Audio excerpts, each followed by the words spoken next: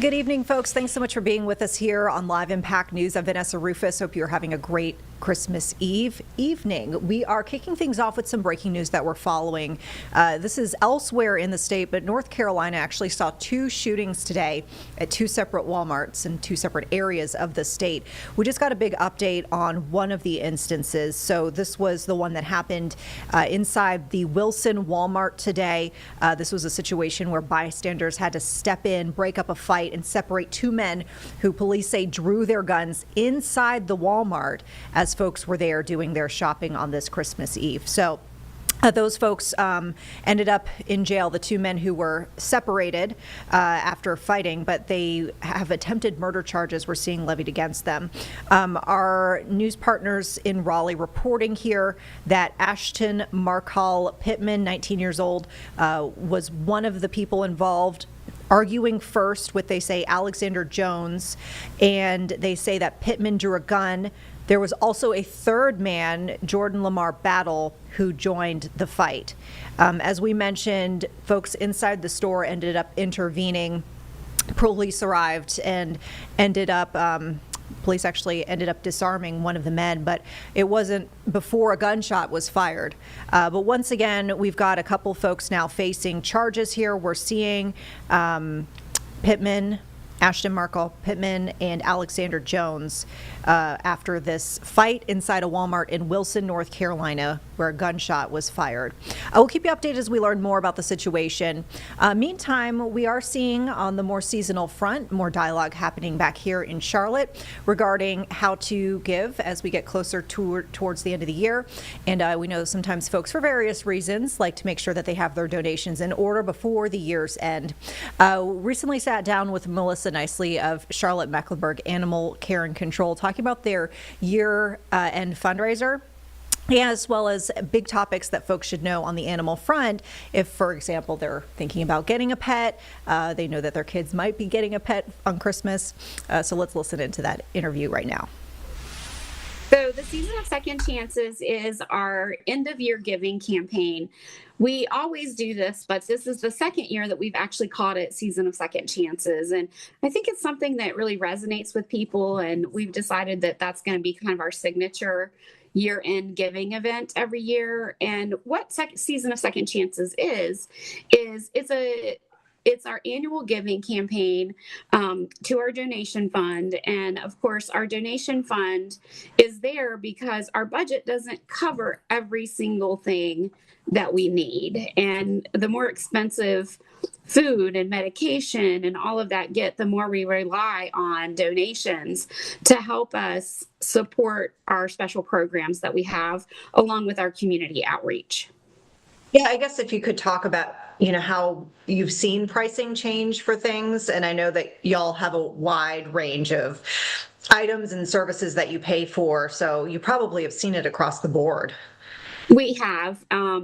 So because we operate a lot like a kennel, and that we have to clean the kennels and sterilize the kennels and everything, there's a lot of money in the operating budget that goes towards all the supplies. And we have to buy, of course, special cleaning supplies when you're cleaning after 200 to 300 animals every day. There are certain things that you have to do, and they're pricey, but there's certain products that you must use to be able to clean and disinfect properly. Then, of course, all of the medication is kind of like being like an animal hospital. So we've got our own pharmacy, and it's supplied with all kinds of medication to treat everything from upper respiratory infection to cleaning wounds and that sort of thing. So we've got all of that stuff. Then we've got our programs that are supported by our donations. And those are things like our foster program. A lot of money goes in to support the amazing fosters in the community by providing everything they need.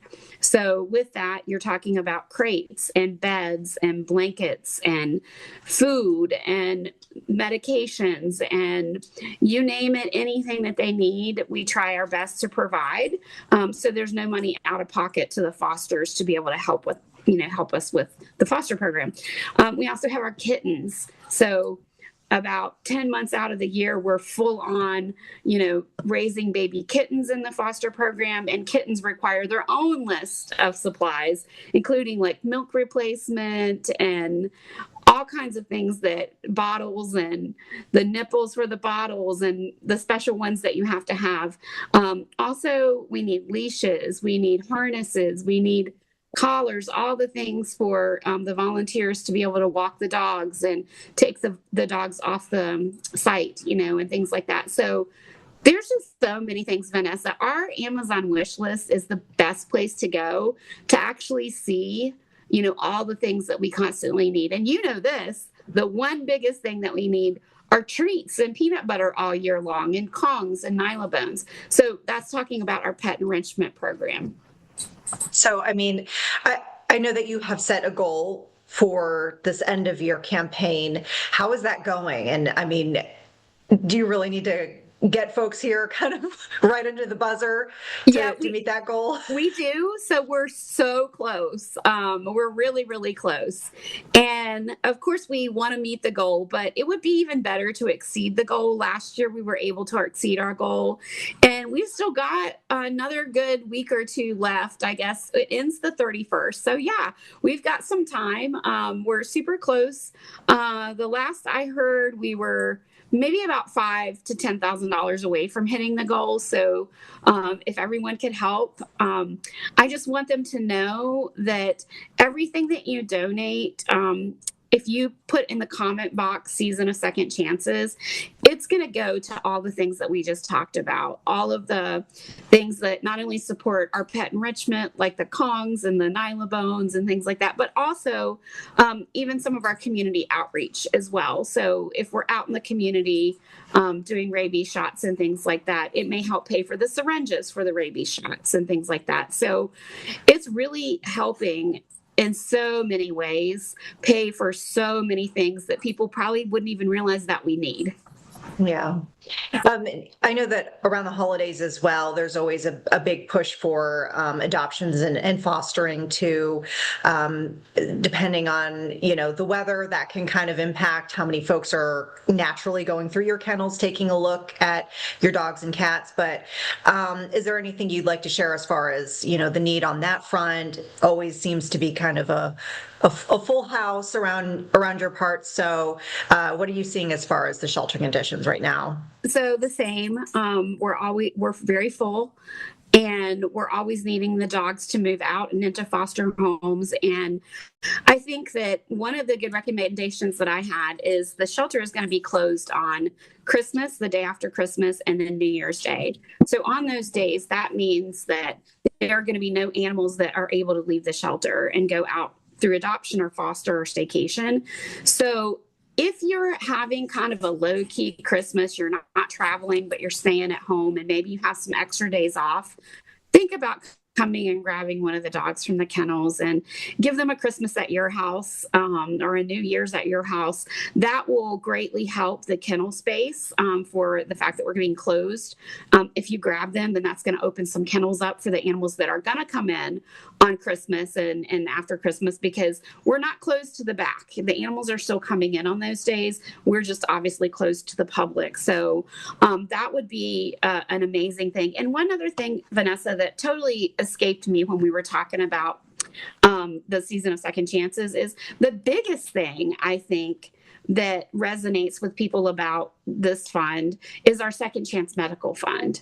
And that is where we have animals that may come in with injuries, or we discover that maybe they have some sort of medical issue while we're there. And we don't always have the money in our operating budget to spend, $1,000 on a broken leg that needs a pin, and we may have to send it out to a vet to be done, like with an orthopedic surgery. We use that money to be able to do that. And I know you're familiar with a lot of cases that we've done that for. And so basically what happens is when an animal comes in that needs considerable medical, we've got that second chance medical fund where we're literally giving the animal a second chance by paying to get it fixed, or the animal fix the issue, whatever it might be. And then that animal then will recover in a foster home and then be available for adoption. So 20, 30 years ago, that wasn't possible to save all those animals. And now today it is. And we save so many lives because of that. That's a really good point. I'm glad you mentioned that. Another thing about the holidays too is you do inevitably have folks who come and feel like they want to have a new family member that they introduce around this time of year. And it's really important for folks to do, I think, a lot of research into not only, the type of animal you want, but also, age, size, all that stuff, activity level. And I'm sure there are so many other tips that you'd like folks to know about too, about incorporating a brand new family member this holiday season. Yes. So some of the things that we've been suggesting is to make sure that this is something you've been thinking about. It's not just a rash decision that, oh, the kids put it on the list to Santa, so let's go do this. You definitely don't want to do it that way. But legitimately, if you have been thinking about it, what we like to say is a good way to do it is go to a pet supermarket and get all the supplies. So if you're planning on adopting a dog, go there, get all the supplies you're going to need, wrap them up under the tree, and then the kids can open that for Christmas, and then wait until after the holidays are done and all of the all the excitement and the parties have kind of subsided, and then bring the whole family to the shelter. And then that way you start looking at dogs together. And then instead of automatically adopting, we suggest that you do a staycation. And that's the program that we have where you can take a dog up to 10 days and kind of give it a little bit of a test drive and see how it does with everybody, see how it does with your schedule, your house. Do you have time to actually walk the dog? If you don't have a backyard, then you're going to need to give it more exercise. And, if you have another pet, you can see how it does with another pet. And then especially if you have young children, make sure that it's going to get along with young children. So I think those are my tips, that if you really are planning on doing this for the holidays, that's the best plan to have, is make sure that is a decision that you're making for the life of the pet, and then come at it as not such we have to have a dog under the tree for Christmas, but let's all do this as a family, because that's going to ensure that everybody gets a chance to meet the right animal, and then also then bring it home and try it out first before you make that final commitment. Yeah, my most recent foster, that's how the family actually found her. They came as a family, literally brought the little ones too, and met dogs just in the kennels. And this was when she was under a stray hold. And then we ended up pulling her into foster, but family had already connected with her at the shelter, but they had everyone involved. And I think that was really something they said that made a difference, was the fact they knew that she was really gentle with the kids, just interacting through the kennel door. And then they did the staycation. They were able to see over a few days whether she was right. And I think that's something that I always think is really a valuable option for folks to take advantage of. Yeah, absolutely. I would tell everyone to do that. If it were me communicating with my friends, I would tell everyone to do that. And then that way you make sure that it's the right fit for everyone. And the one thing I'd like to say, Vanessa, to kind of finalize this, is a lot of people feel like that they feel bad if they don't adopt, like if they're like, bringing the dog back to the shelter. And I'm like, don't feel bad, because we learn so much valuable information while you have the animal in your home, and like when it's on foster and things like that. And we get all of that wonderful information back when you bring the animal back. And then that we were able to add it to the animal's bio, so more people can learn about the personalities and know that the dog liked riding in the car, and then the dog loved and did great with young children, and all the things that, are very important to know when you're selecting a pet to join your family. Yeah, that's always something I tell the families, that take our fosters, if they take them on staycation, is don't think of it as a failure if it doesn't work out. Like, sometimes these things happen, right, and I'd rather it be a great fit, like an amazing fit for your family and for the dog. And like, we will always take them back, that is not a problem. Yes. The other thing I guess I wanted to touch on right now, considering we are in the colder months, and I know it's like a really big topic this time of year when it does start to get cold, any, things that you think folks should be keeping an eye out for, whether they have pets that maybe they're seeing in their neighborhood that are outdoors, and what do you recommend folks do? Because I feel like that's something that we tend to get a lot of questions about this time of year. It is. You're absolutely right. When the temperatures drop, we do see a spike in our calls for service for animal welfare checks. And that's just what we're looking at. Like, if you see an animal that's outside and it maybe doesn't have the proper shelter or things like that, or the proper things to keep it warm, then you want to call 311, and you just want to put in a call for service for what's called an animal welfare check. And what that's going to do is that's going to prompt a call for service for an officer to go out and look, make touch base with the person, the home that you're seeing this out, or the business that you're seeing this at, or whatever it may be. And they're just going to check on the welfare of the animal. And the nice thing to know is that you can remain anonymous if you make that call. You don't have to give your name and number.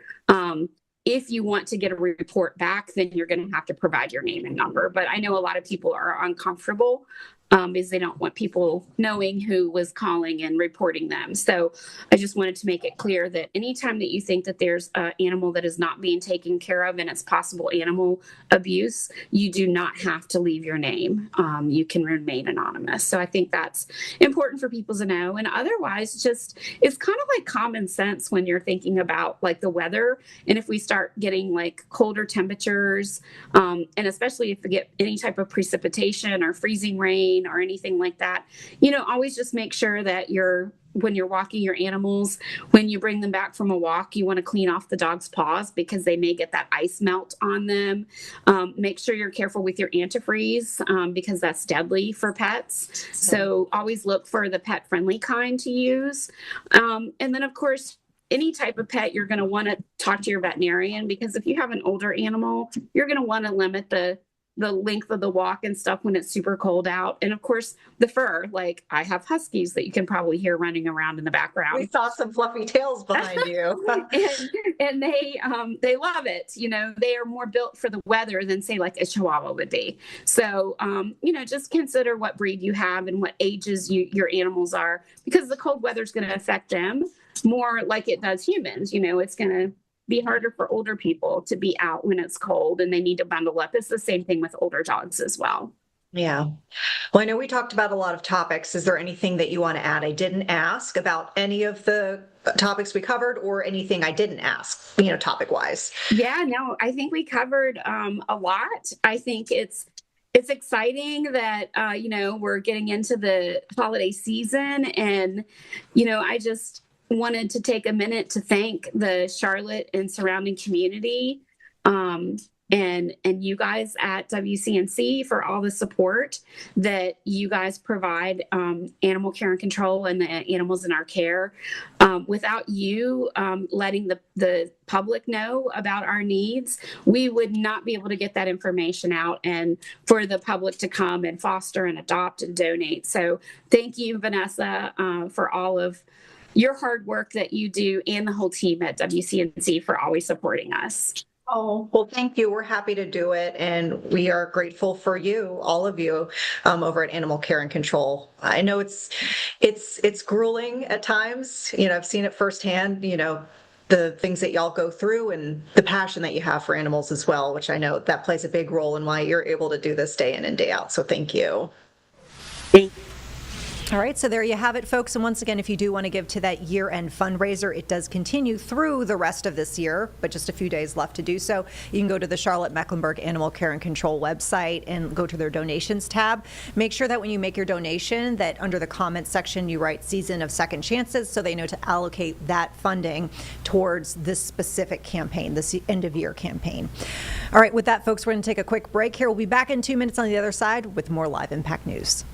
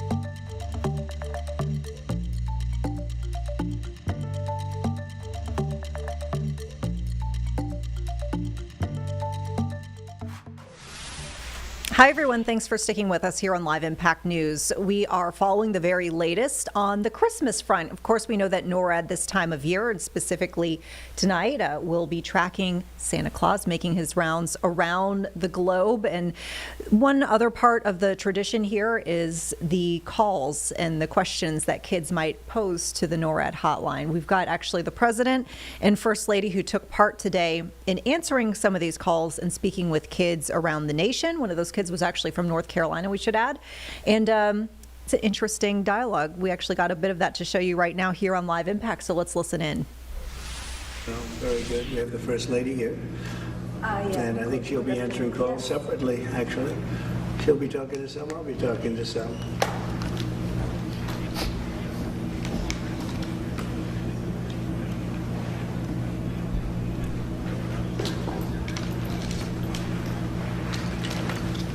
Hello, good evening.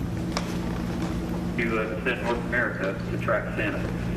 Before we connect you to each caller, a member of our team will briefly share their child's first name, age, and city and state where they're calling from, as well as they'll give you Santa's current location. Then there's going to be a brief pause as we connect the child's call, and then they'll be placed directly on the line with you. And then you'll hear our team let the child know that they're connected with you, the President. That sounds great, Do you have General. any questions? Well, Okay. General. Our caller is ready for you if you are. Thank you very much. Go ahead. Perfect.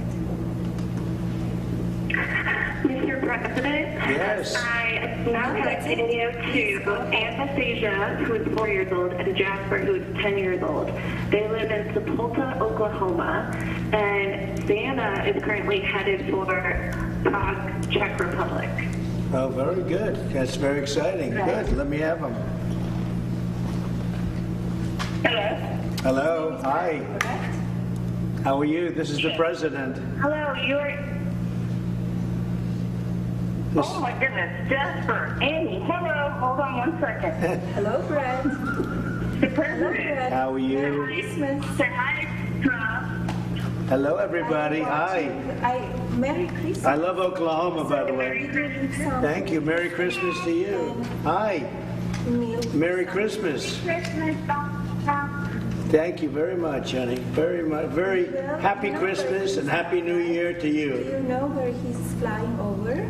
Thank Very you. sweet. Do you have a question to ask? You have a He's over question? Germany right Yeah. now. So What's your question? 2 hours and he will be at your house. They ain't got the time. Yes? What did you ask Santa to bring you? Go ahead, and you can take your time. Oh, wow. Go ahead. You love video games? on him. Yes. Right? I hope he will be Yeah. right. Go Hope ahead. the dreams come true. has a tracker on him. Okay. Well, we track Santa all over the world. We want to make sure that Santa is being good. Santa's a very good person. We want to make sure that he's not infiltrated, that we're not infiltrating into our country a bad Santa. So we found out that Santa is good. Thank you. Bye. Santa loves you. Santa loves Oklahoma like I do. You know, Oklahoma was very good to me in the election, so I love Oklahoma. Don't ever leave Oklahoma, okay? Okay, I'll try. Good. That's good. And Amy, you got a question? go ahead, hon. You want when Santa? You want to ask when Santa's going to be here? Okay, ready? Yeah, Okay, when is Santa going to be here? but Santa's gonna be here. Well, Santa's going to stop over tonight, leave you a lot of beautiful presents, like really beautiful presents. What do you want more than anything else? What present would you like? Hello, Emily. Hello. Merry Christmas. Dollhouse. Wow, a dollhouse. I think we can work that out. I have a feeling, Mommy, that we can work that out, right? Family. I think Santa's going to bring you the most beautiful dollhouse you've ever seen, okay? Let me know how good the dollhouse is, but we owe a lot to Santa, so I think Santa will fulfill your wish, I okay? look forward to it too. So, are they? Thank you, are they honey. there? Take care of yourself. Merry Christmas. Say hello to Oklahoma. We love Oklahoma, okay? Thank you. All right, Merry Christmas. Thank you. Thank you, darling. Thank you very much. Okay, next. Emily, you hear me? Figure you should hear some of this, otherwise you're not going to know what's going on. Oh, maybe she's shy, right? And she's very waiting good for at Santa. Just not listening to Santa this. is now over She's very focused. Slovakia. First Lady's very focused. Yes. Okay, you can go ahead. Next one. General. I think it will be when it will be very dark. Very Yes, Mr. President, we're tonight about when to it drop will the be next dark. one into your line. Yes, so I think it's best if Good. they go to sleep. Emily, it's best if you go to sleep, and then Santa will arrive to your house. Do you like this better, hearing it? It's better for you. Yes, sir. And she's able to focus totally without listening to this. At least this way you know what's happening, right? Mr. President, you can. Okay, go ahead. Thank you very much. Mr. President, we're passing you to Savannah. She's 8 years old and she's from Salisbury, North Carolina. Good, good. Hi, how are you? Merry Christmas. It is. Yes, correct. Santa, Hi, my love, how are you and doing? Merry Okay? Christmas to you and your family. Yes. Ah, that's How good. are you? I'm fine. You sound so beautiful and cute. How old are you? I'm 8. Wow, so smart. You sound so smart. So do you have a question for Santa, or do you want to know anything about Santa? So I do have another question. Go ahead. So, I don't know. So will Santa ever get mad if we don't leave him out any cookies?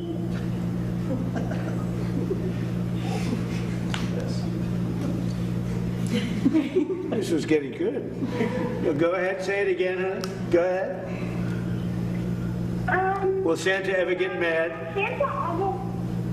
Will Santa ever get mad if we don't leave him out any cookies? Thank you. I think he won't get mad, but I think he'll be very disappointed.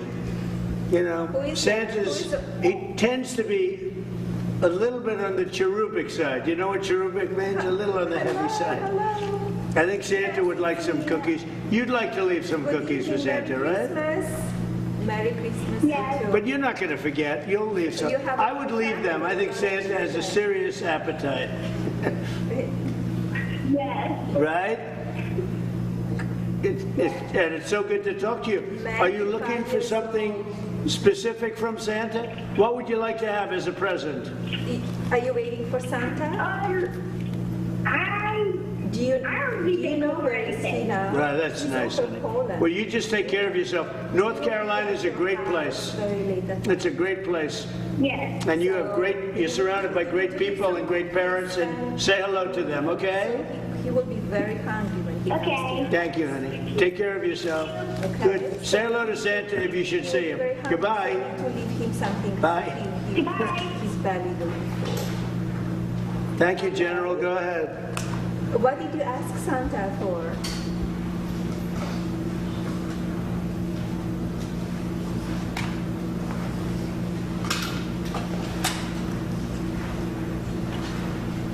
General, go ahead. Yes, Mr. President, your operator will be dropping Fantastic. another I hope you child on your line here in all of just you a second. Okay? Okay. Thank you, sir. Thank you. Yeah. Fantastic. So Nice I wish you setup, Merry right? Christmas. That's beautiful. But this Yeah. way you can hear what's going on. I think it's a little bit better. Oh, that's very nice. One-sided calls are never good, I wish you all the best, all your family. but they're Merry much Christmas. less dangerous. With Amelia, age Thank 8, you. from Thank Anthony, you. Kansas. Good. And Santa is currently in Sweden. Okay. Santa's in Sweden. Hello? You Hi. are now connected with the President of the United States. Hi. How are you? Where's Santa? How long until Santa will be? Okay, well, Santa's now in Sweden. So Santa's got quite a trip to get to your great area, your great part of the world, because you live in a terrific place. But I would say Santa will make it in record time, probably in about 5 hours. 5 hours from now, Santa will be coming down your chimney and have a beautiful present for you. What would you like Santa to bring? Not cool. Not coal. No, you don't want coal. Well, coal is, you mean clean, beautiful coal. I had to do that, I'm sorry.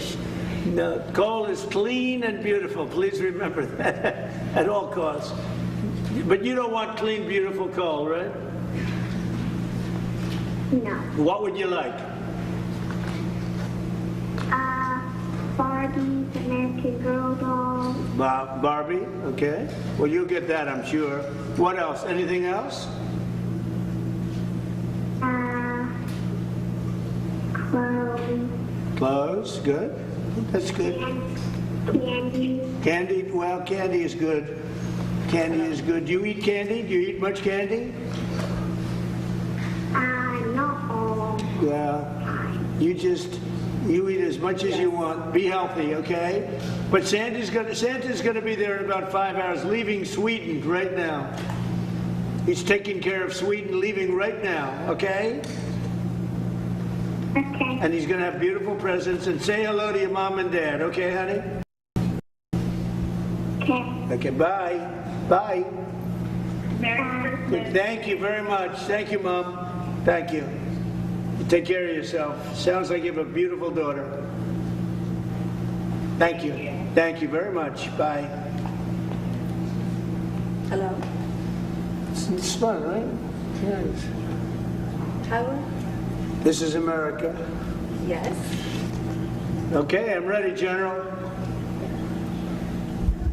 See, she just keeps storming through. Perfect. Thank you. It's good.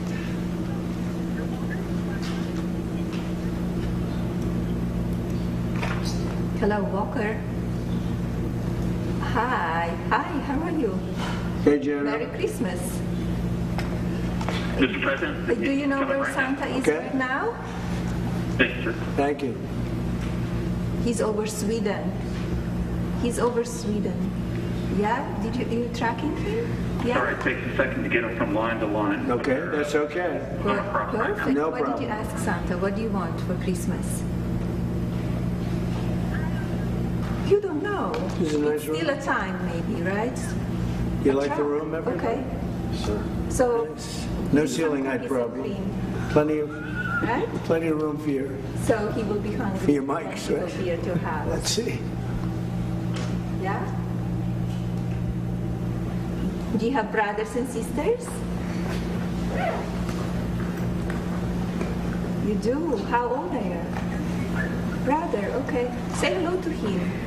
And Mr. President, we he's are very connecting small you then. to Cruz. Take He care is of 5 him, years old okay? from State College, Give him a big Pennsylvania. hug. And And Santa have a is great currently Christmas. in for Copenhagen, Denmark. Whoa, that's pretty good. Merry Christmas, you too. Hi, Thank you. how are you? Thank you. Merry Christmas, Mom. This is Crew. Thank Hi, you. Crew. Bye-bye. I'm from Pennsylvania. Right, I know.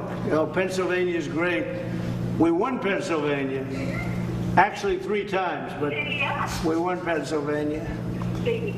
We won it in a landslide, so I love Pennsylvania.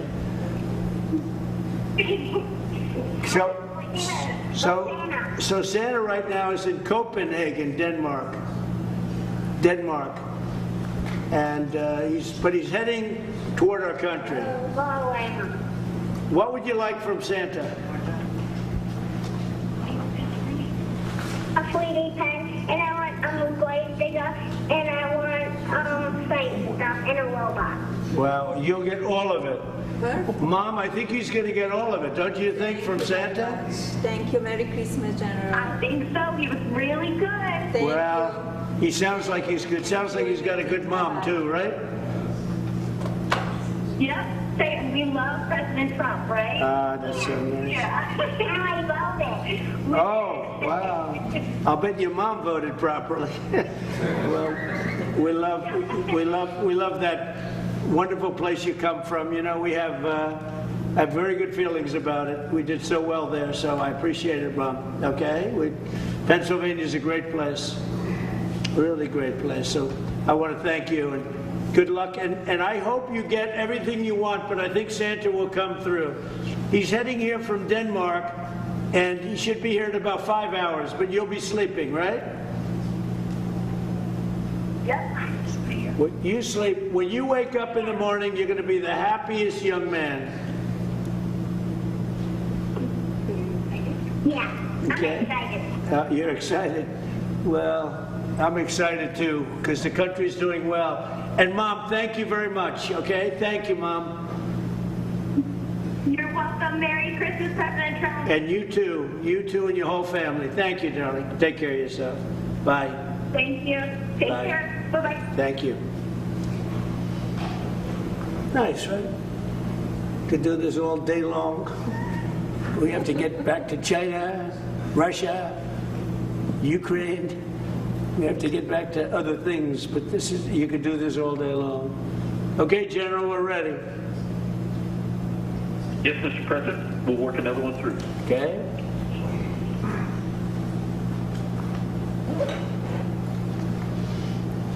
$4.3 GDP yesterday. That was 2 points more than they thought. People were shocked. The tariffs did it. When the tariffs came through, as I said they would. Great numbers, great financial numbers. I don't think the kids are too interested in that. I think they like to talk about other things. How are you doing, First Lady? Oh, look at you. I'm waiting for a phone call. Is this the greatest First Lady? People love our First Lady. Right, honey? Yeah. Look at her. How elegant is the First Lady? Look at you. I'm not supposed to be doing this, you Matt, know. anybody else? Are they calling? They do? Yeah, Okay. this will be both your last call. Okay, perfect. Is that her last call? Both of you. Okay, good. General, I'm ready. Thank you, Mr. President. I think they have one coming through right now. See, we put a general in charge because we want to make sure it works out right.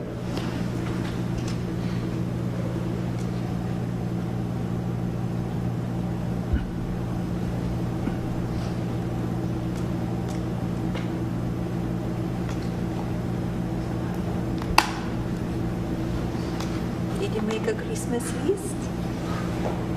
Yes? Are you guys going back or are you going to stay here?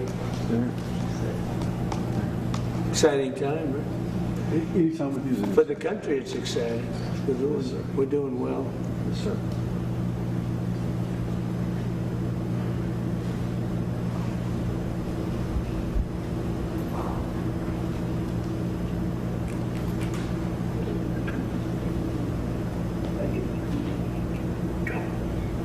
Mr. President? Yes. I have Spencer on the phone for you. He's age 10 and Beckett age 6. They're from near Tacoma, Washington. Good. Wow.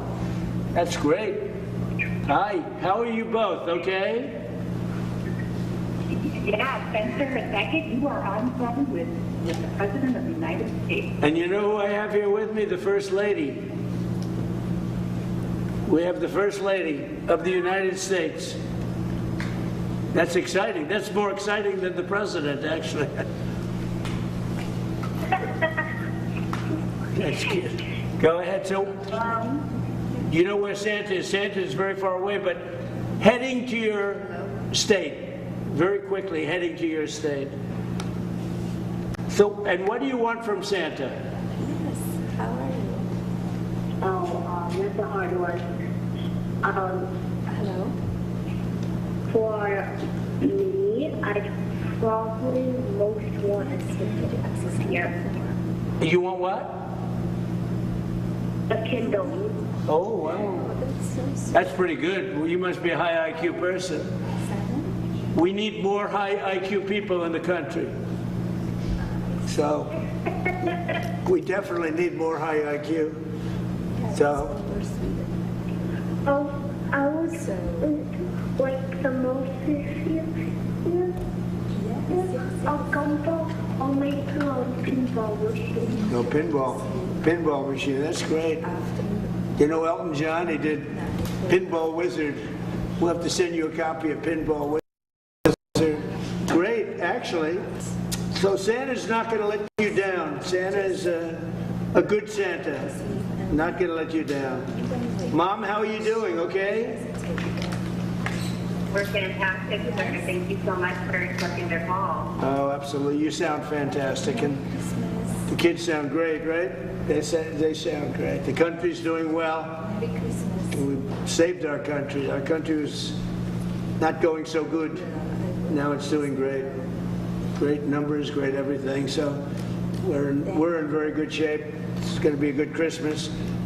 But I just want to thank you, and I think that Santa's going to really be good to you tonight.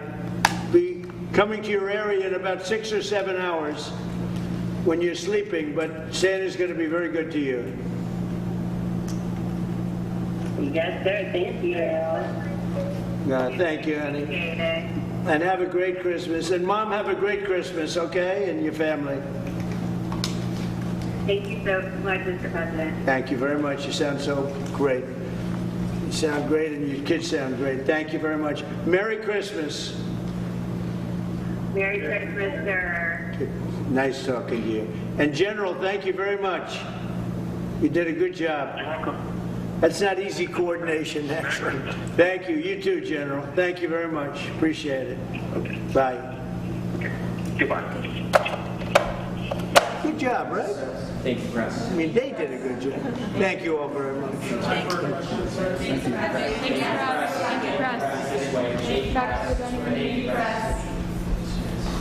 Good job, buddy.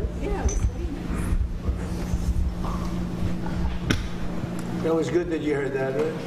Yes, sir. That's what she's listening to, too. Good job, buddy. You know, if you want, is that camera off now? That's the main camera. Want to turn that off? Looks like it's still on. Is it off? No, it's still on, sir. I mean, is it broadcasting into the studio? All right, folks, and we'll have much more on the NORAD Santa Tracker throughout the evening and, of course, leading up to Christmas itself. We want to break in, though, with some information coming from Matthews Police right now. They're warning drivers to be on alert for police activity right now related to a crash on Highway 74. And you can see some red that's already building on the map. This is between 485 and Matthews Mint Hill Road. Police are saying to use the alternate route of Idlewild Road or East John Street. So you can see here, we've got the map pulled up. You got an idea of where these delays are building. Closure is reported in the westbound direction. You can see that is the primary stripe of dark red that we're seeing heading from the southeast towards the northwest stretch of 74. Got some onlooker delays, as you can see, heading in the opposite direction, so be aware of that. As we get more information on the crash, of course, we'll keep you posted. We haven't heard anything from police regarding what caused it, whether there are any big injuries, or if they expect to be there for a certain period of time. But as we do get that information, we'll let you know here on Live Impact. Meantime, it is time to take a quick break, folks. Thanks so much for sticking with us, and we will see you in just about 2 minutes.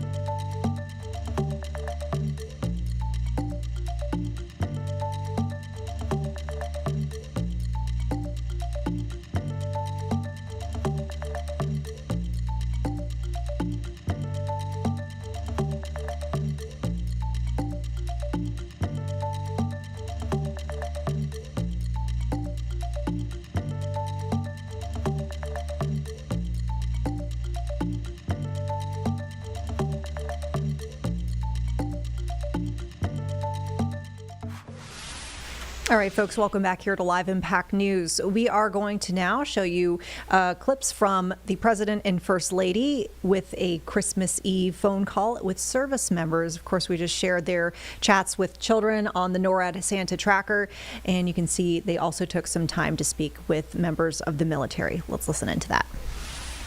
Well, I'd like to wish a very big hello to all of our wonderful service members and a very, very Merry Christmas. It's a great Christmas for this country. We're doing better than ever.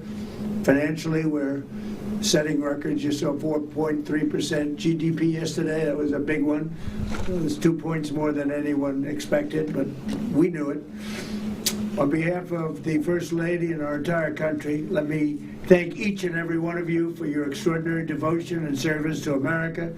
I also want to salute your wonderful families, and it's amazing how much they sacrifice. You understand it better than anybody, but they sacrifice so much, and especially during these beautiful holidays. I know it's not easy when duty separates you from your loved ones, but you have earned the gratitude of all Americans for keeping our country safe, strong, and free. And tonight and tomorrow, countless millions of Americans have you in their prayers. We are praying for all of you. You have no idea how respected you are, how loved you are. You don't see it because there's no way of you seeing it, but you are respected and loved more than anyone. As your Commander-in-Chief, I also want to thank you for your incredible backup. You've backed up everything I've wanted to do, and you've made our country stronger and more prosperous than ever before. But I have your back also, because by now I hope most of you have received your special warrior dividend of $17.76, right? $1,776. And, you know, in case you're not aware of it, it's tax-free. You don't have to pay tax. In other words, you don't have to send half of it back to the government 15 minutes after you get it. You don't have to send anything back. So that's $17.76. It's tax-free, and we've distributed just about all of it in time for Christmas, and you've earned it. Nobody else is going to do that for you. That I can tell you. It was $1,775, and I said, you know, if you had $1, it's $17.76, and everyone said, wow, we never thought of it. But that $1 was pretty cool. Last week, I also signed a 3.8 pay raise for every soldier, sailor, airman, Coast Guardsman, Space Guardian, and Marine. So it's been a good time for you. The country's doing well. We're taking in hundreds of billions of dollars from tariffs that have really made us stronger and much richer and given us great national security. So you are a beneficiary of that. We have 6 units joining us today, 1 from each branch of our military. And joining us all the way from Iraq is the U.S. Army 2nd Brigade Combat Team and part of the 34th Infantry Division. That's a big deal. Thank you to Brigade Commander Colonel Eric Saltz and the entire unit for your extraordinary work to crush the ISIS terrorists, which you're doing. And it was a big attack, and you really did a big job. I know you will continue to show no mercy. You can't show mercy because they show no mercy to us. I also want to recognize the crew of the USS Gerald Ford aircraft carrier. That's an interesting place to be right now. In the Caribbean Sea, helmed by Captain Dave Scarosi. And I was honored to commission the Ford in 2016 and 2017. It was under construction for a long time. I won't tell you how many billions it cost, but it's a lot, but it's the latest and the greatest. And I'm tremendously grateful for the work that you're doing to stop drug trafficking in our region. As you probably heard, drug trafficking by sea is down 96%. Think of that, 96. Now we're going after the land. The land is actually easier. But by sea it's down 96%. And what we're really trying to do is figure out who are the 4%, because we have it stopped pretty cold.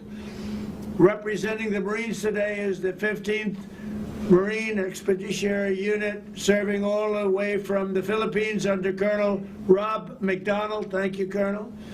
You did an outstanding job helping the Philippines recover from 2 devastating typhoons recently. They got hit hard. And you're also an unstoppable symbol of American power in the Pacific. So I want to thank you. And let me also congratulate the men and women of the United States Air Force for their work to support our campaign to stop drugs from pouring into our country through the Caribbean, including all of the work that you've done with the 6th Expeditionary Air Refueling Squadron led by Lieutenant Colonel Daniel McLaughlin. You're currently deployed in the U.S. Virgin Islands, and you've been away from home for Christmas for a while, actually, but you're going home soon, and the Virgin Islands are a very beautiful place to be. You have to be someplace not so bad to be in the Virgin Islands, so I want to thank you for the great job you've done, and let's also salute our amazing Space Force. That's very close to my heart, the Space Force, because I was the one that started it, and it's turned out to be a tremendous success, invaluable. You have a team which is working for the really American dominance in outer space. When we started, we were 3rd behind China and Russia, and now we're leading both by a lot. The 42nd Electromagnetic Warfare Combat Detachment. How about that name? It's so great. That's what it's about. That's called modern day warfare. But under the command of Captain Kaylee Cuniff, is currently performing cutting-edge defense activities at an undisclosed location. I'd like to tell them where you are. I know, but I won't do that. But I just want you to keep up the great work, and I'm very, very honored by Space Force, the job you've done. What you've done is incredible in a very short period of time. I always said it's going to be one of the most important things I ever did. Last but not least, let me thank the members of the United States Coast Guard who are also involved in the fight against drugs. Our fantastic crew on board the Coast Guard cutter Glenn Harris, led by Lieutenant Hunter Blankenship, is doing a great job stopping narco-terrorists and keeping trade flowing off the coast of Bahrain. So once again, I want to thank you all. I want to wish you a Merry Christmas, and I look forward to hearing from you. And I just have to say that it's really great having our First Lady here. She's been an inspiration to so many people. She's loved by so many people. And thank you very much. First Lady, would you like to say something? Thank you all for your service. Please stay safe, and I wish you and your families a Merry Christmas. I'm sure they miss you at home, but they're rooting for you and they're very proud of you. So the nation is proud of you, and Merry Christmas and a happy and healthy New Year. Okay, so do we want to go ahead? Is it on? Is everything fine with the picture, etc.? Huh? They can see you. Yes. Again, okay. So first we're going to turn it over to Colonel Eric Soltz of the United States Army. Okay, Eric. Hey, Merry Christmas from Iraq, Mr. President. Thank you. It's an honor to be here to talk to you about the 2nd and 34th Infantry Brigade Combat Team. Myself and Sergeant Major Josh Lund are responsible for over 3,400 Iowa National Guardsmen.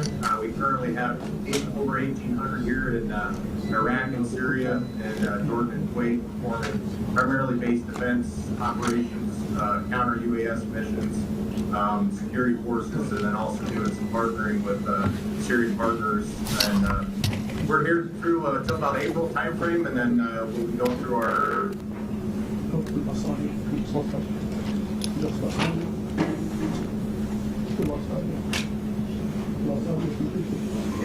The sound was cut off.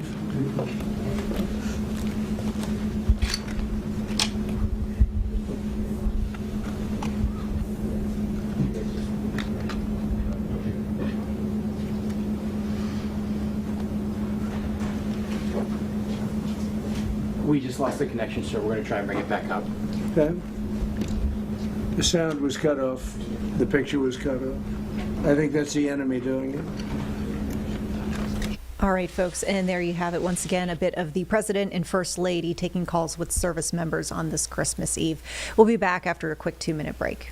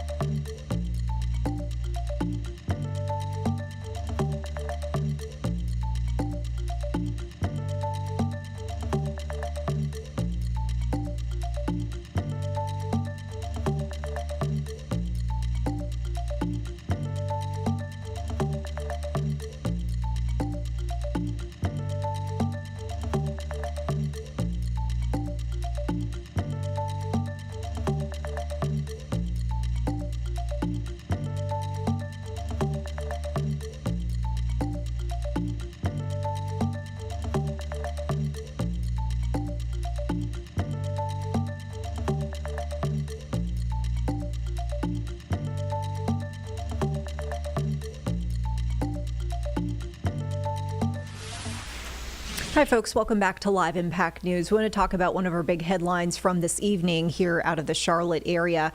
We've been covering this horrific case of what appears to be, according to authorities, of child neglect or abuse. There are multiple charges out there. And there were 3 people we know that were wanted in the death of this 6-year-old in East Charlotte. 2 of the people have already been arrested, Tonya McKnight and a sister of hers, Susan Robinson.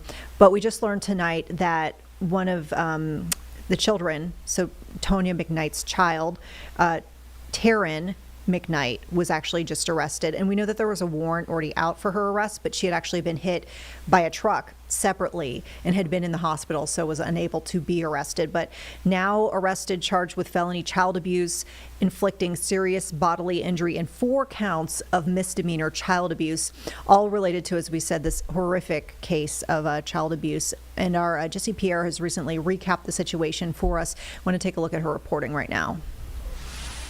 I made the best decision as a mother, and Tanya is who I left my babies in the care of. Tonya McKnight is the second woman charged in connection to the death of 6-year-old Dominique Moody.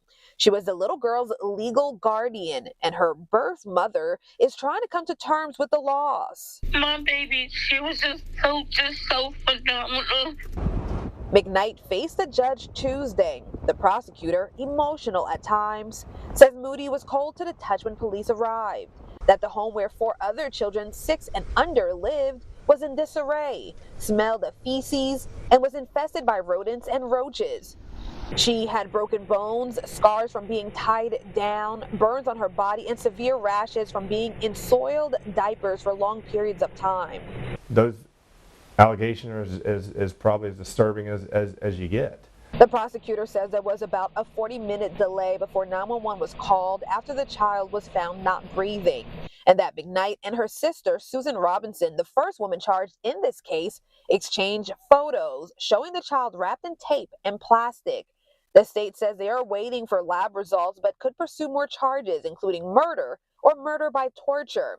Attorney Mark Jatan, not involved in the case, says more charges are likely in such a heinous crime. If they find that the 6-year-old died of malnutrition, okay, was that because they just weren't feeding them, because they were just neglecting it? Or was it, hey, your punishment is you don't eat for 5 days, and they perish because of that act? Just a horrific story. Once again, we'll be keeping you updated as we learn more about this case.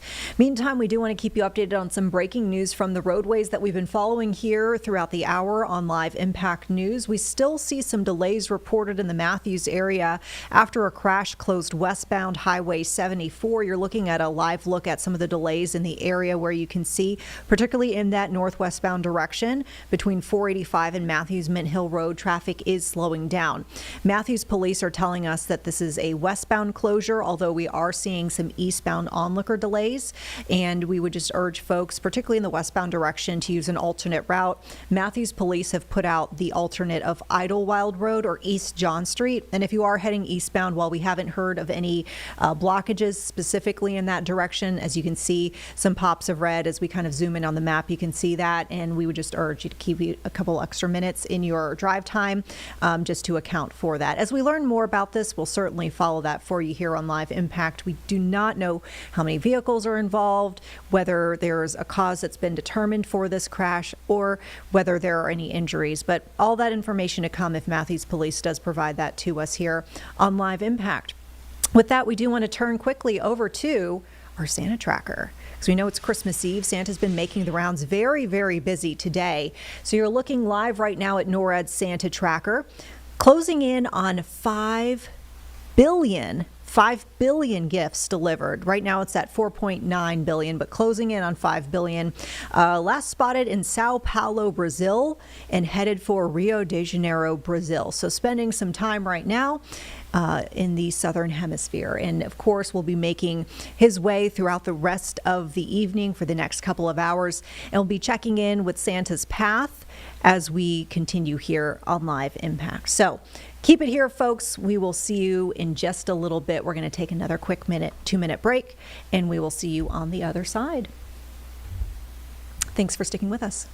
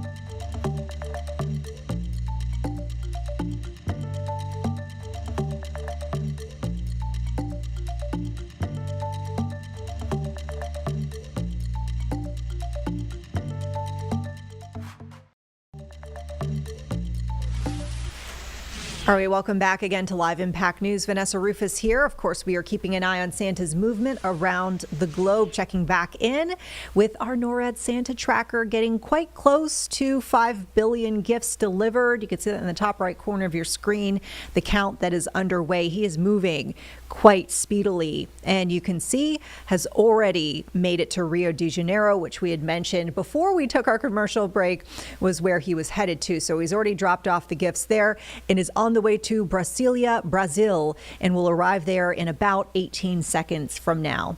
We know that between Santa and maybe yourself, that there might be some new toys under the tree this year. We know that devices, electronics, phones, in fact, probably one of the top gift requests, even from some kids. And so with that, we do want to mention that safety experts are weighing in on some conversations that you might be wanting to have with your child this year as maybe they try to get online, maybe for the first time ever. So with that, here's our Jessie Pierre with some of those tips. For many kids, Christmas morning means powering up a new device, but with that new technology also comes new risk, especially for kids navigating online and social media platforms. But child advocacy groups say there are ways to keep your kids safe. This Christmas, many kids will unwrap devices that connect them to friends, but also strangers. We're seeing a lot of these apps that were designed to give kids online gaming opportunities, to engage with other kids and to build community, and now they're sort of being utilized by some of these adult predators in inappropriate ways. Mary Catherine Elkins with Pat's Place Child Advocacy Center says conversations about online safety need to start early and continue often. Never give your phone number, email address out. Never give your home address out. Don't even really talk too much about your family because it's hard to know really who is on the other side of that conversation. She says on top of protecting personal information, they should never share personal images. Adding predators often don't appear threatening, but are skilled at pretending to be someone they are not. Some people with bad intentions have gotten really good at acting like they're other kids. Parents we spoke with say they are choosing involvement over assumption. When the time does come that she wants that, we will definitely have a conversation that whatever she's seeing, we will be seeing as well. It's going to be an open book. Making checking in part of everyday conversations at home. Ask them what they did. Just like anything they would do during normal activity, it's sort of like ubiquitous now. So you just say, what did you do on social media today? Who'd you talk to? Who'd you interact with? Who'd you play games with? And some young users say they are already taking steps to protect themselves online. I just only have a private account and I only accept people that I know. Experts say the most important step is the conversation you have with your kids before the device are turned on and staying involved with what your kids are doing online. Jessie Pierre, WCNC Charlotte.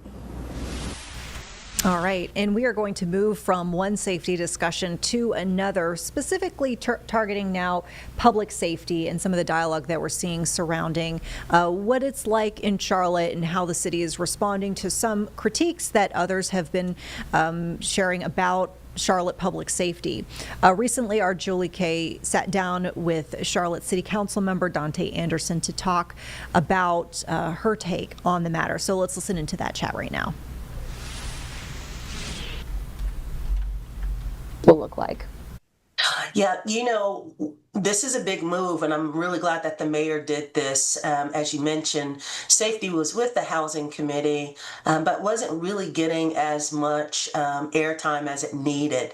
And given everything that's gone on in our community over the past year and the fact that we are just growing tremendously, we want to make sure that crime does not grow at the same rate and clip as our population here. And so I am happy to chair this committee. We're going to focus on safety from a multifaceted perspective. So many believe that safety equates to law enforcement, and law enforcement plays a big role. I've met with our new chief of police. I met with our fire chief, our emergency management deputy chief, as well as the head of medic here. So I've already met with them over the last week or so. But we know what's going on in the community and what we're seeing across the nation. Mental health plays a huge role in a lot of the occurrences of crime, and we need to make sure that we can address that. We also know that our juveniles here are repeat offenders across the board as it relates to property crime and other various types of crime. So we need to lean into juvenile diversion as well. So this committee will be laser focused on ensuring that public safety is paramount in the city. I'm really glad you brought up kids, in particular teens. That was actually my next question. Over the weekend, we had a double homicide involving teenagers, which is so sad to hear about in general. But how do you go about preventing youth crime? What do those conversations look like with the new police chief or within council?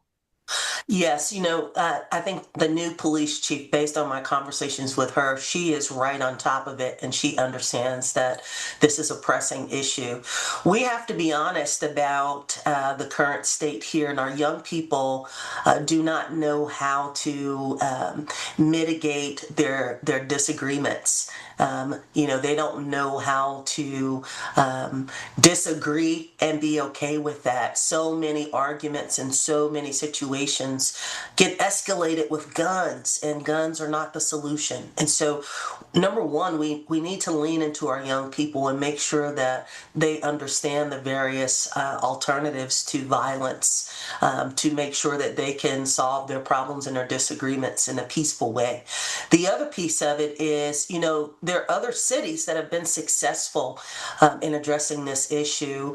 I think of Baltimore in particular, with what the mayor has done up there, and I know the mayor of Baltimore. I know what's been going on in Chicago as well, and Mayor Johnson and Mayor Brandon in Baltimore.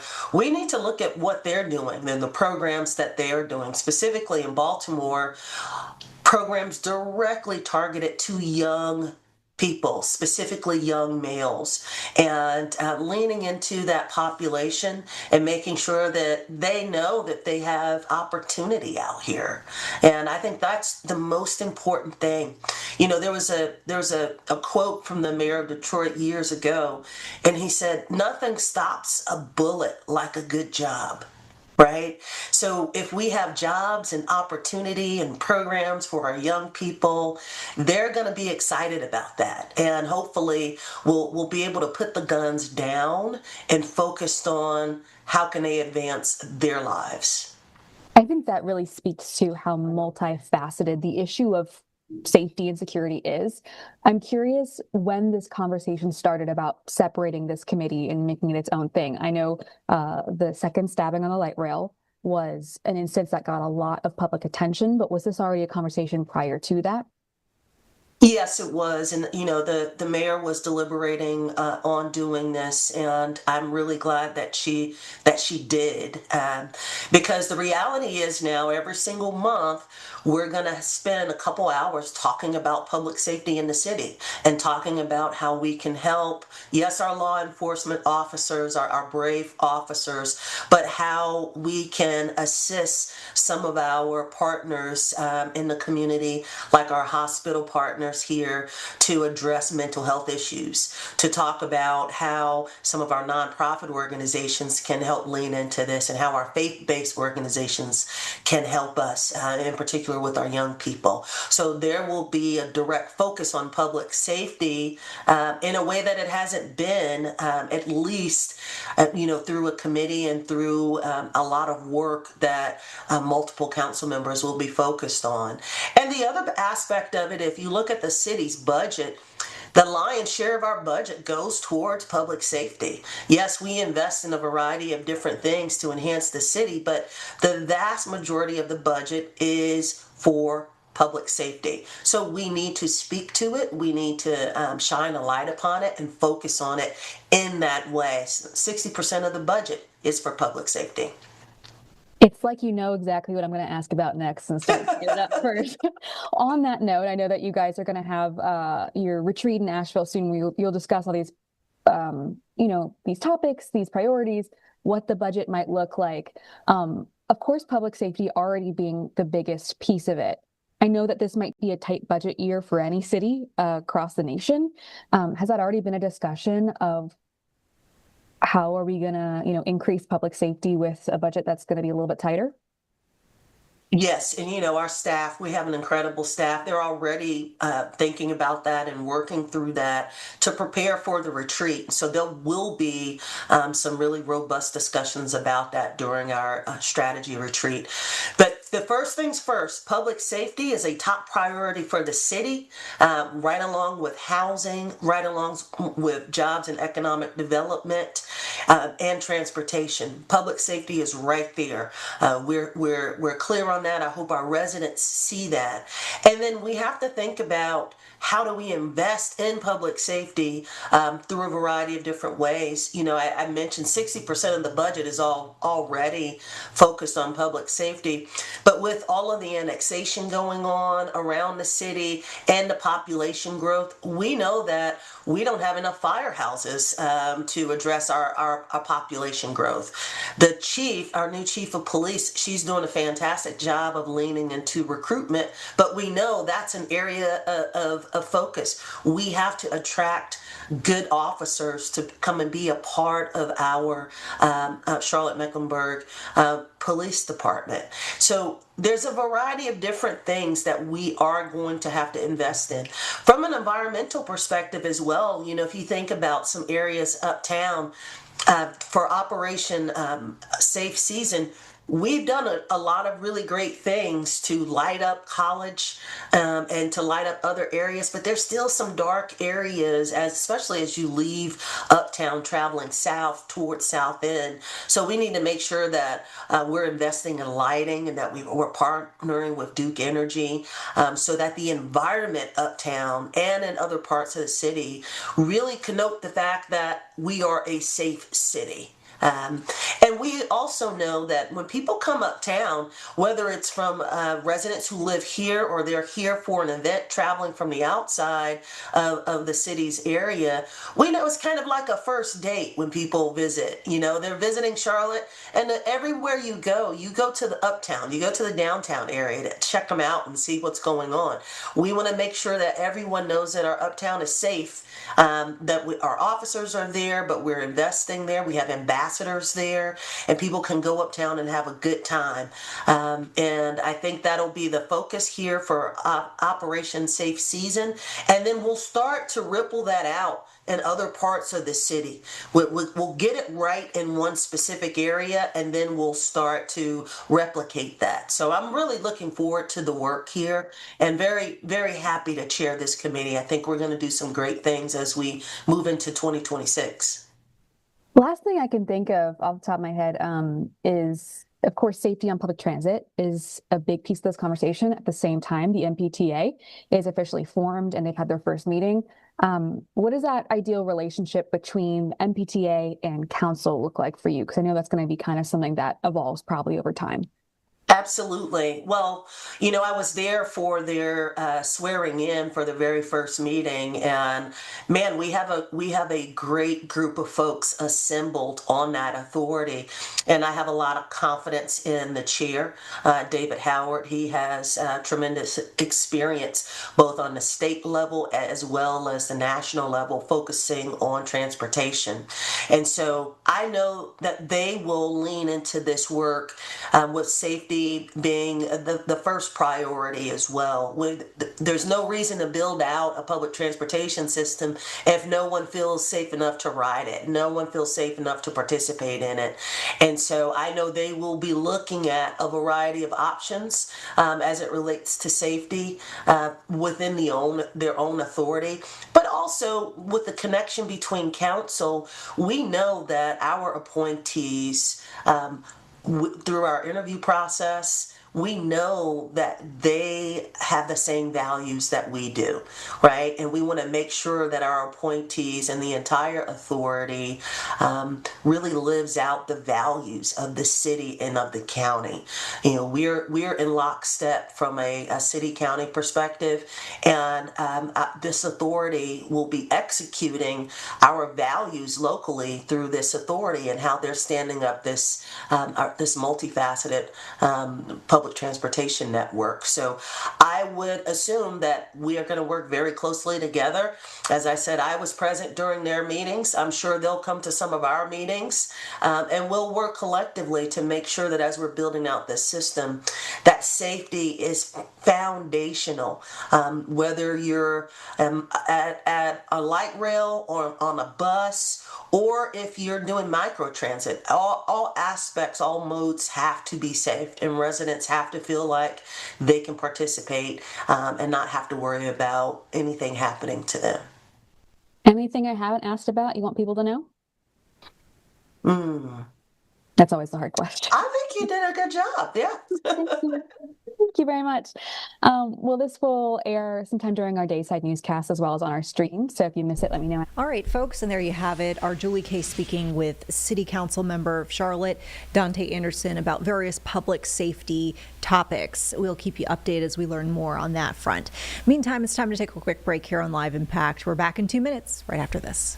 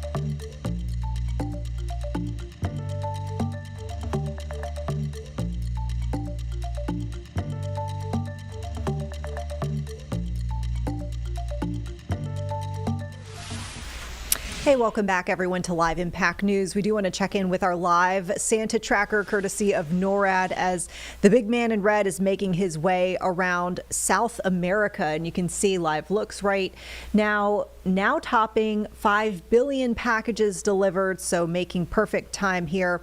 Last spotted in Georgetown, Guyana, and headed for San Fernando in Trinidad and Tobago. We'll be arriving there in about 30 seconds or so.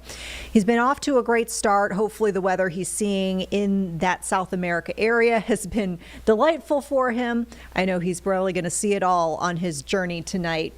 Speaking of weather, we want to take you out to some live looks of the Charlotte uptown skyline, because we know it's been kind of unseasonable lately as far as the weather is concerned for us. It is the warmest Christmas Eve in Charlotte history. We know that Christmas as well will be pretty warm, coming close, our weather impact team thinks, to being one of the warmest Christmases. But we do know eventually it's going to cool down pretty quickly.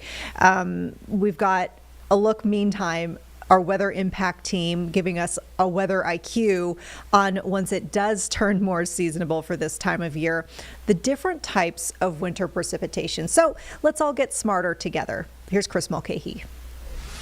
Winter is officially here, so now it's time for a crash course on winter precipitation types. Let's raise that weather IQ. Let's start with the obvious, snow. We all know what snow is, but did you know the consistency of snow depends on how cold it is from the ground to thousands of feet above our heads? Snow forms when the entire atmosphere stays below freezing. Fluffy, powdery flakes form when it's cold, and heavier, wetter snow happens when temperatures are closer to 32 degrees. Note, but how a snowflake looks really depends on temperature and the level of humidity. When temperatures are below 10 degrees, you have snowflakes that are the most stellar, that look like this. Sleet is snow that melts partially as it falls, then refreezes before hitting the ground. It bounces like popcorn off your windshield and piles up fast. Stat alert! Sleet actually accumulates faster than snow and can often make driving more treacherous. Freezing rain. Freezing rain has a reputation to be the most treacherous. Snow melts into super cooled rain, then freezes on contact with below freezing surfaces. A half inch of accumulated ice can add around 500 pounds to power lines and make driving impossible. Last on the list is grapple. This is also known as soft hail. Tiny snow pellets form in strong updrafts. Super cooled water droplets in a cloud freeze onto the falling snowflake, gradually coating in this rime ice until it becomes a small ice pellet that can easily be crushed in your fingers. So be safe this winter, especially when we're up here saying there's a mixed bag of wintry precipitation. I'm meteorologist Chris Mulcahy with another Weather IQ. Yeah, so just keep in mind our Weather Impact team does expect colder changes to come next week. Sounds like early next week as a weak front does edge closer. You can find more on WCNC.com and inside our WCNC Charlotte mobile app. In our weather tab, we have a great breakdown of what to expect over the next couple of days, courtesy of our Weather Impact team. And as always, we urge you to stick around for our news at 11 here on WCNC Plus as Becca Birdsall breaks down what we can expect in the forecast over the coming days. With that, it's time to take a quick break, folks. We'll be back on the other side here on Live Impact News.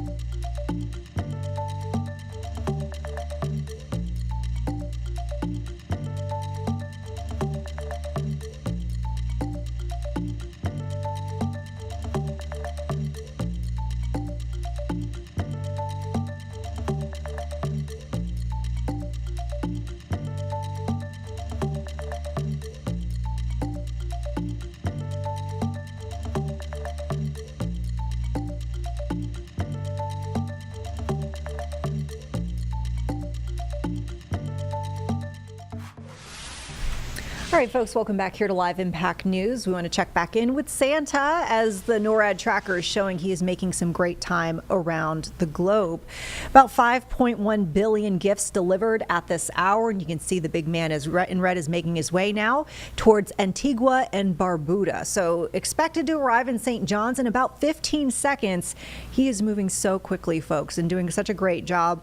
Last spotted in Port Louis, Guadalupe. So we'll keep you updated on Santa's path over the next couple of hours here on Live Impact, and we'll keep you updated as well on all of the travel conditions as maybe some of y'all are making your way to your holiday destinations. We'll talk about that more in just a second, but first we do want to mention a health warning from officials, particularly in South Carolina, as that measles outbreak there continues to grow, and folks are gathering more and more during the holiday season. So officials are telling us that 9 new cases of measles reported since this past Friday.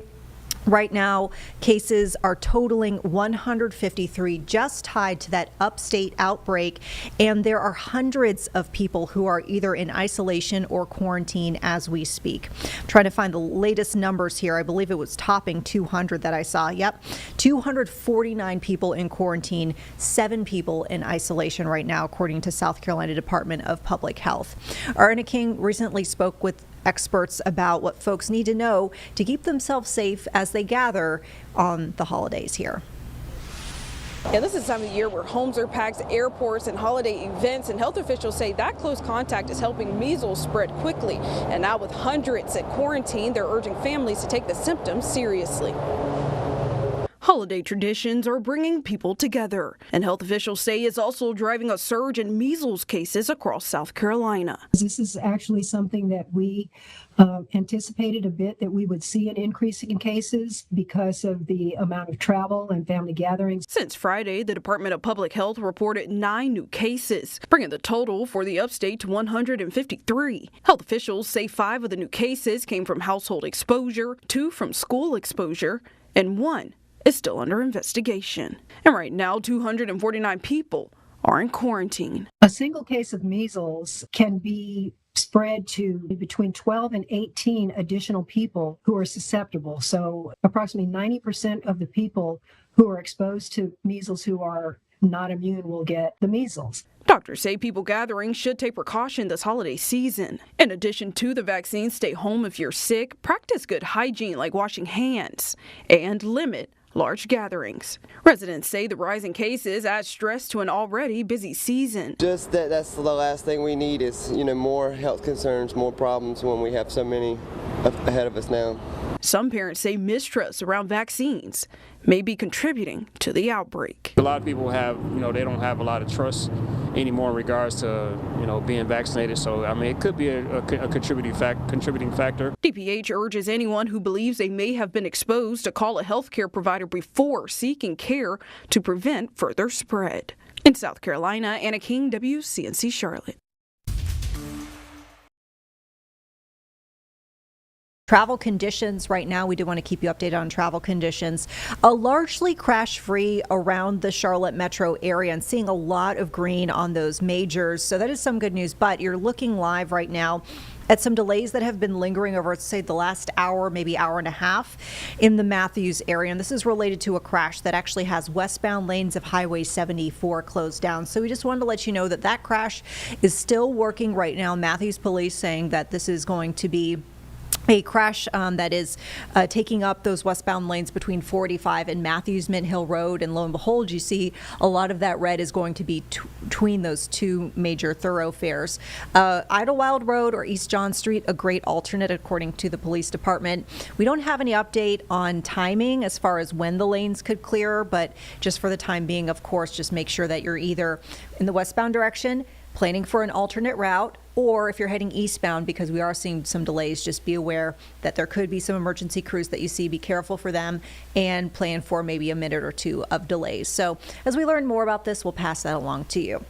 Meantime, we want to keep it here with the roadways. Recently, our Walker Lawson checked in with some road projects that are slated for the Cornelius area. So hopefully that will make driving a little bit easier and getting around town a little bit easier. Let's see what he has to say about these projects and what they entail.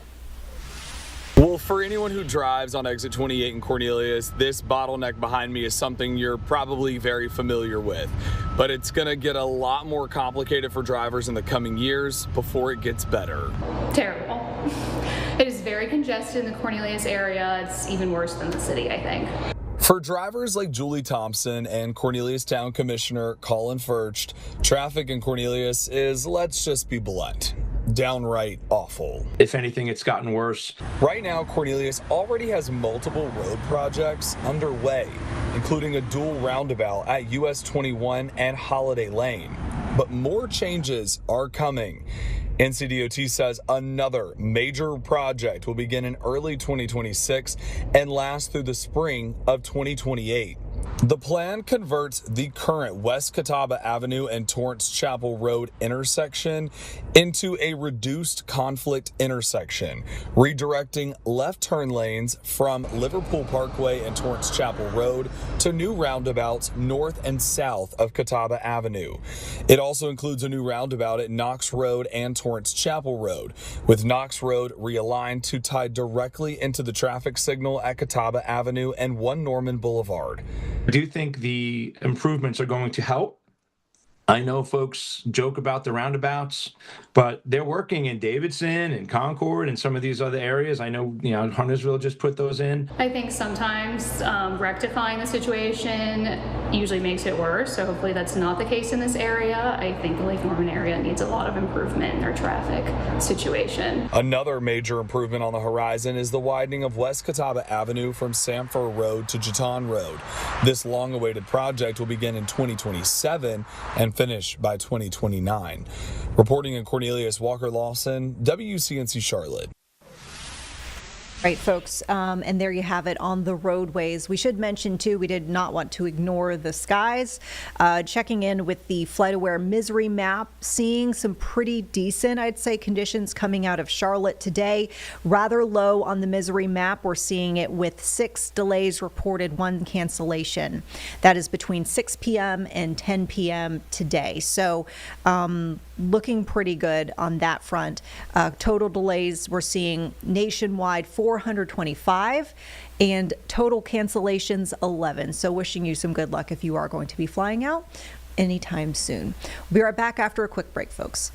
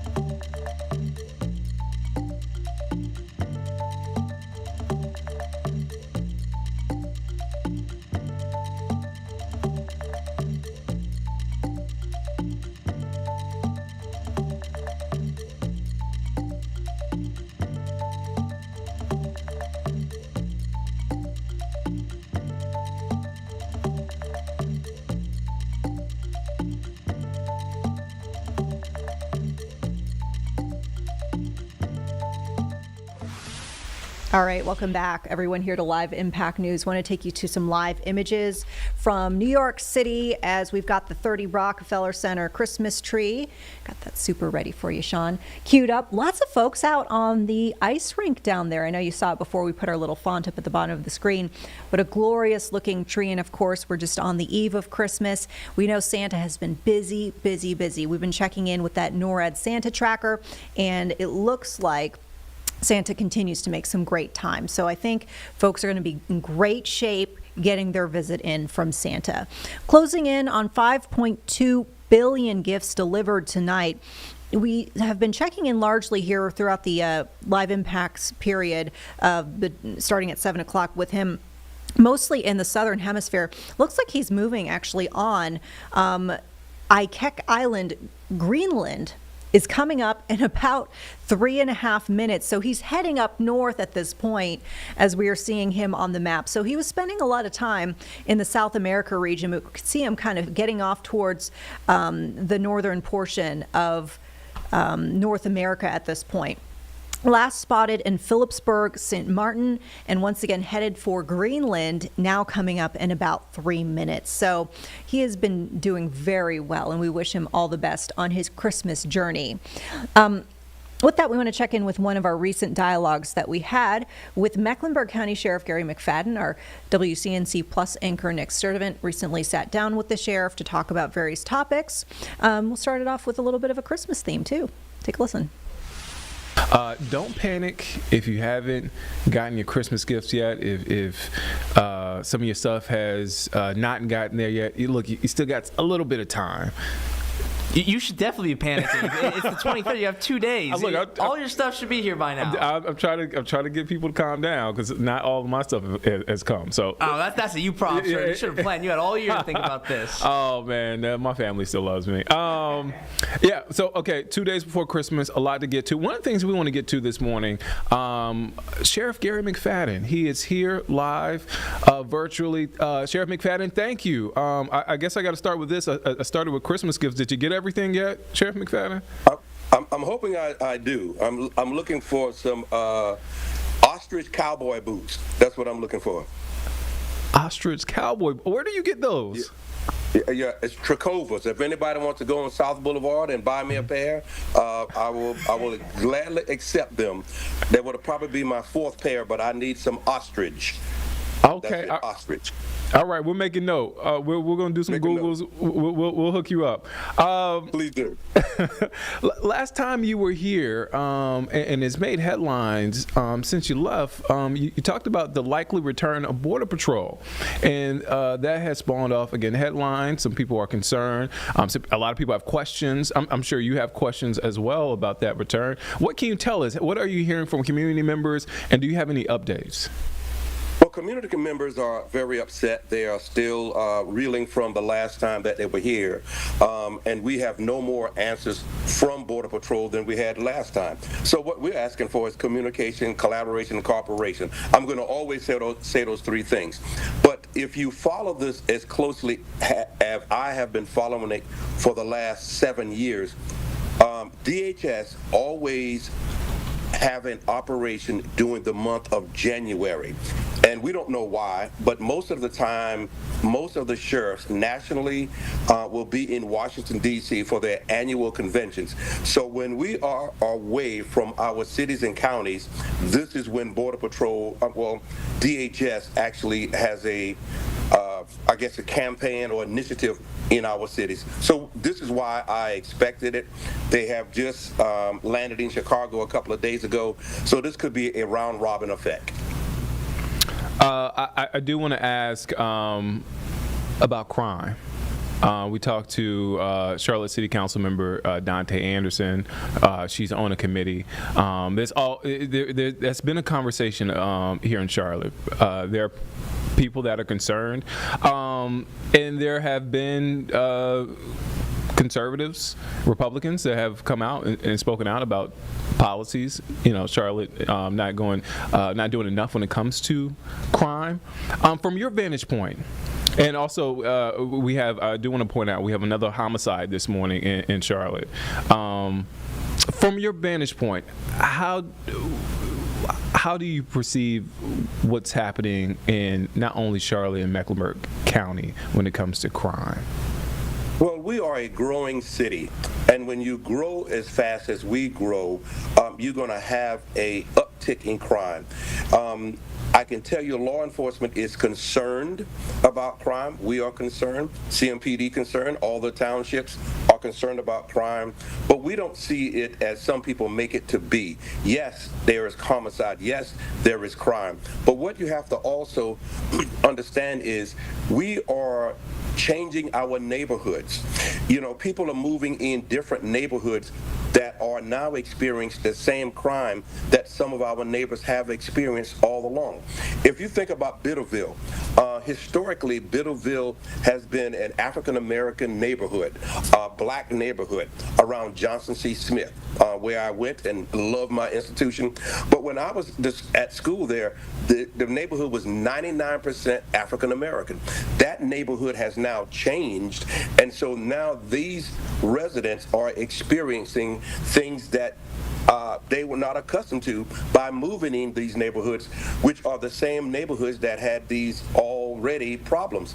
And so, yes, we're going to have crime. It's always going to be crime. It's always going to be a topic. But now it is affecting people who are moving into these neighborhoods that are not accustomed to these crimes, and surely they are blowing the whistle. What do you do? What does 2026 look like? Is that top priority on your agenda?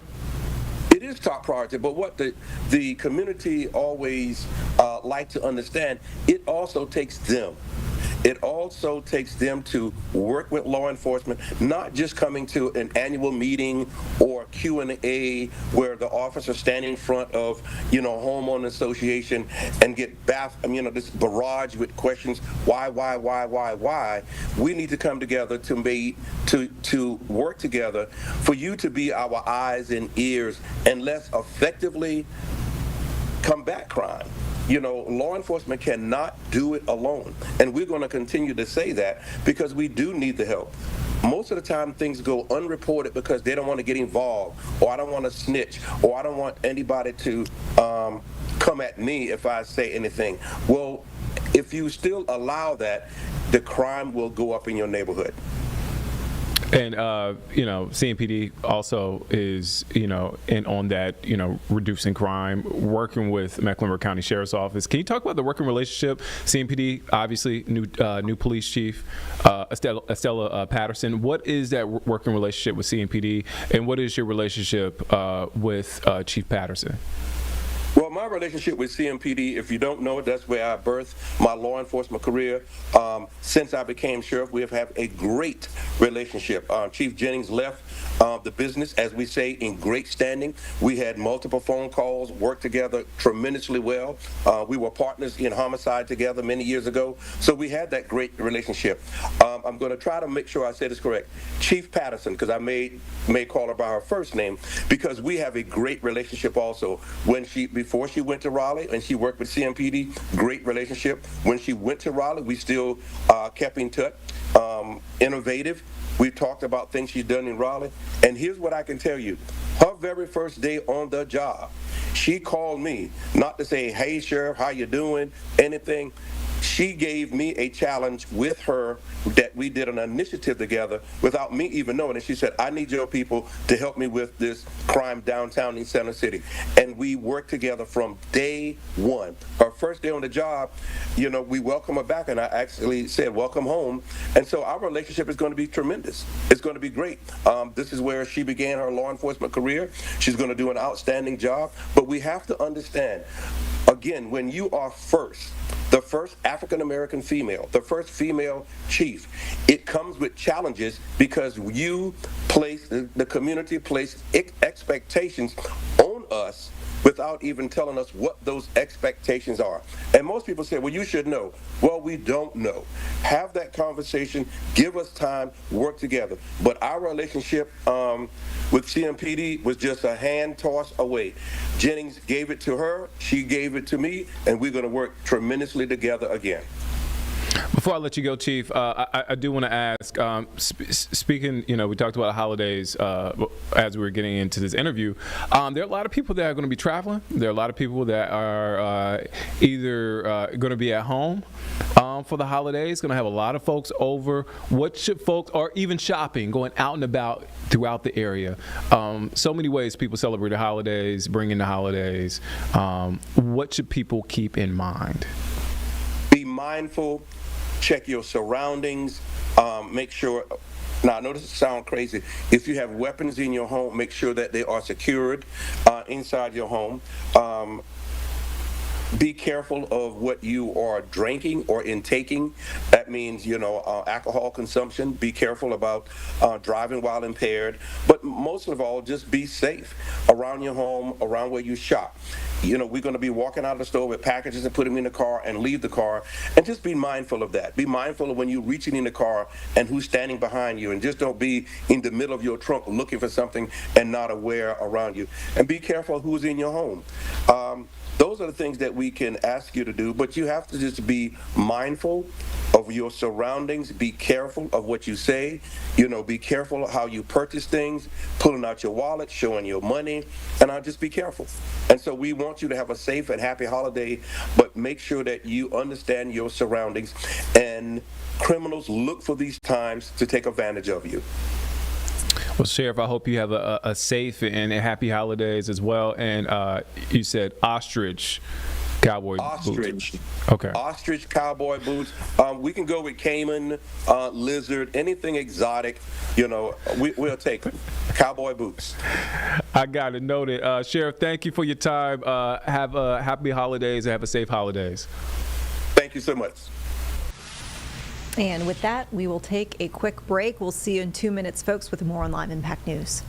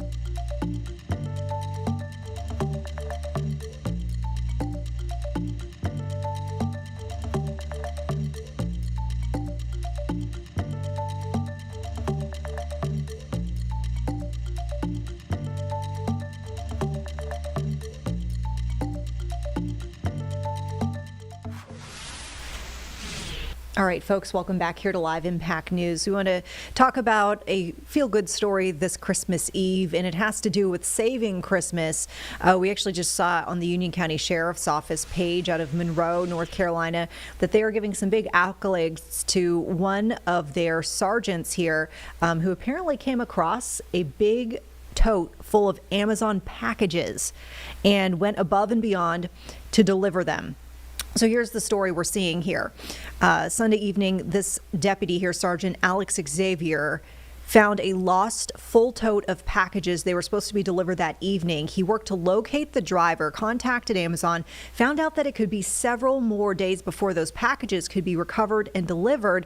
Of course, meaning a lot of folks who were probably counting on getting these packages before Christmas wouldn't be getting them until well after Christmas. So he actually took it upon himself to hand deliver these packages throughout the county, and of course saving Christmas likely for many, many folks. And so kudos there to Sergeant Xavier, and really just showing what the season is about in the sense of giving and doing for your neighbor. And this is interesting in that this is not the first time this week, in fact, this day really, that we've heard this story. We had this story out of, in fact, Virginia, similar situation, another sheriff's deputy finding packages and going above and beyond. Take a listen here. Right now, I'm currently Sergeant of Patrol Day Shift. And it was during his day shift last week near the town of McKinney that Sergeant Terrell Coles began to notice something strange on the side of the road. So the packages was left right here on the side of the road here by these little mailboxes. With 13 years on the job patrolling Dinwiddie County, he knew that wasn't right. Normally speaking, FedEx will deliver packages and deliver them to your doorstep. So he decided to stop. Because there were so many left in one spot. And take a closer look at the addresses on the package and those on the mailboxes. They were not consistent with the numbers on the package. Sergeant Coles called FedEx and talked with a manager who he says told him he was going to send someone out to meet me and retrieve those packages. That didn't happen, so after 3 days, with the packages secure in the back of his patrol car. So at that point, I took off my sheriff's office hat and put on my Santa Claus hat and decided to deliver some packages.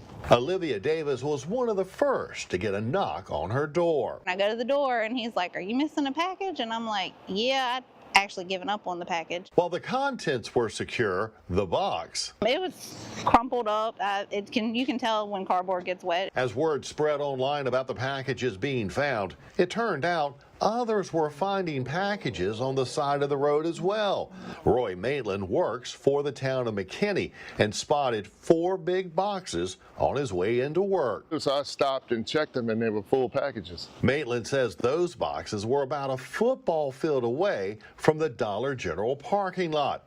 As for Olivia's package, from here, I'll say roughly about 7 miles. As for why Sergeant Coles decided to play Santa, I put myself in their shoes, and I know how I would feel if I ordered something and didn't get here on time. As for his short-term delivery job, one thing about police work, you wear many different hats, and this is just another hat. As for the recipients, they were very happy with his decision. I thought it was really kind of him to personally come and drop it off. And of course, we're very appreciative of our men and women in uniform and those going above and beyond in certain situations, like we find these 2 deputies. We want to check in, meantime, on the delivery man in chief, if you will, Santa Claus. He is very active tonight, of course, this Christmas Eve, and making his way over the open water. You can see at this point, this is a live look at NORAD Santa Tracker, where we've got Santa coming close now to 5.3 billion gifts delivered at this hour. On the way to Clyde River, Canada, should be arriving there in just moments, recently coming from Alert Nunavut, Canada.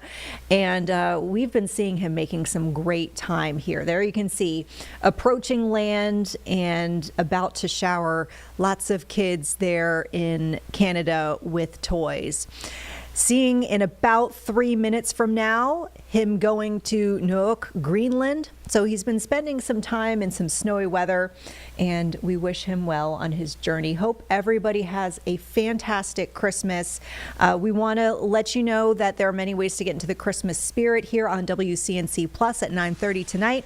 We have our parades across the Piedmont, so check out the local Christmas parades from our area. Keep it here on WCNC Plus, and I'll see you again for the news at 11. Happy Christmas Eve, folks.